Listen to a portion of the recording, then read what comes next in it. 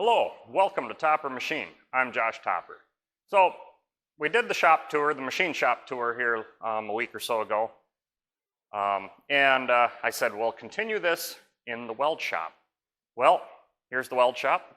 And please subscribe, follow, stay with us, see what's next. And come along and follow me into the darkness. Okay, so here's the weld shop. It's a small area. It's 30 by 30, and we do have our overhead crane in here that we built in a video series a while back with the help of Doozer's Shop. Check out his channel. And I'm going to go handheld with the camera because I'm by myself today, and I'll just give you a walk around of what's all here, and we'll go from there. Okay, so there's the curtain door going into the main shop. And here's the gantry crane. We figured it out, calculated it out to 7.5 tons, and well, someday we'll test it, but no need to. This is a Rogers 50-ton hydraulic shop press. I picked this up at an auction out of a high school that was closing up. And we have a El Cheapo Harbor Freight sandblast cabinet with glass beads for bead blasting, and works good.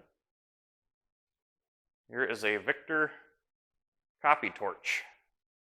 And I just picked that up a while ago. Haven't even used it yet. That is the closest thing you're going to find in this shop to CNC. And one of these days we'll set it up and do some test cuts. My little Clark clipper forklift. Not very big, but very handy. And a little grinder there that was given to me. Here is a Grob 4V18 vertical bandsaw. This came out of the same high school auction, shop auction. It's been a good bandsaw. Comes with the blade welder. It's been a great saw all around. Very happy with it. A little bit of storage, some more bench grinders. Actually, before I get to the press brake, we'll back up here. Here is the Edwards 50-ton iron worker. And that's the other leg of the gantry crane. And our Chicago Dyson Crump 335 press brake. 35-ton, 6-foot. I believe it'll do 10 gauge at 6 foot. I've only done 5 feet with it, but it's been a great press brake. Haven't used it a whole lot over the years, but when I need it, it definitely does the job. Had a few issues when I got it, well, quite a few. Had a bunch of safety controls on it, which made it almost unusable because, you know, when you're doing big stuff, you need to be able to hold it. And well, you can't hold it if you're pushing 2 buttons. So I put the foot pedal back on the clutch and everything because this was clutched and they had air cylinders running that, and so eliminated all that garbage. And then for the stroke adjustment, there's a little electric gear motor right there, chain driven to the stroke, and a remote control so I can sit in my chair while I'm bending stuff and adjust it. This is a Profax weld positioner, and I use that thing a lot. Been a great purchase.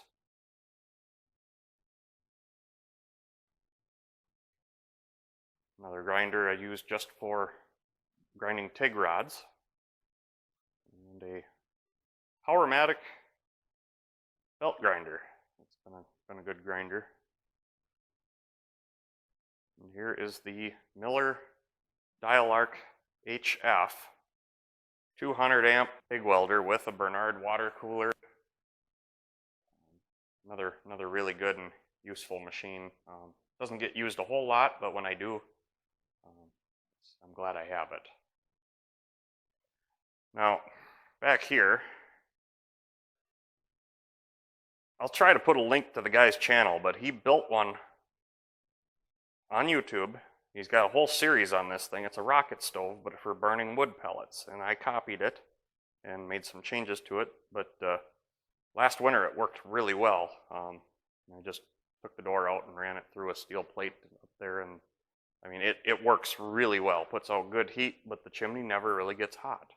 It cools off before it gets to that point. Combustion temp is, I mean, the tube down in there is got to be 700-800 degrees when it's burning, and by the time it gets up to the chimney, it's down to 300, and by the time it goes outside, it's down to like 150. So it's taking the heat right out of it. Here's the other shop vise, set in concrete. I'll never do another vise without it being in concrete. This is the best thing I ever did. And this thing back here is a project I've started on, and we'll probably shoot video on this eventually. It's the sawdust blower for the four-sided wood planer we have to go with our sawmill. Planer is 1870s, so we're restoring that and going to put it back into service soon. Cutting torch set up. The Victor torch set up with propane, oxypropane. And the whole reason behind oxypropane is we have the world's worst gas supplier in our area, and so anything I can do to not deal with them is kind of a bonus. So I went to propane, and I really like the propane. But here's the welder I use the most. This is a Miller CP300. It's a 3-phase welder with the wire feeder.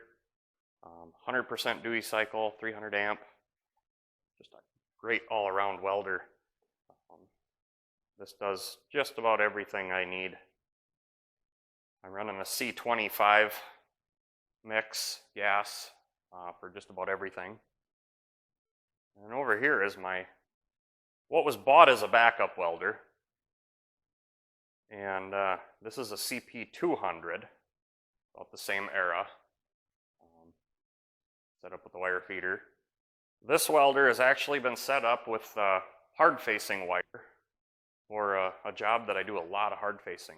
So all I do is hard-face with this welder now. Don't even use it for backup. Storage rack over here. And a vertical steam engine. This is an American Blower Company vertical steam engine. And someday we'll get this all restored up, and it's going to go on a big fan to go to shows with me with the steam engine. So when I'm sitting there boiling water with the steam engine and not doing anything, I can just run a hose over to this engine here and run a fan, and I can stay cool. And right here is a Dake 5-ton arbor press.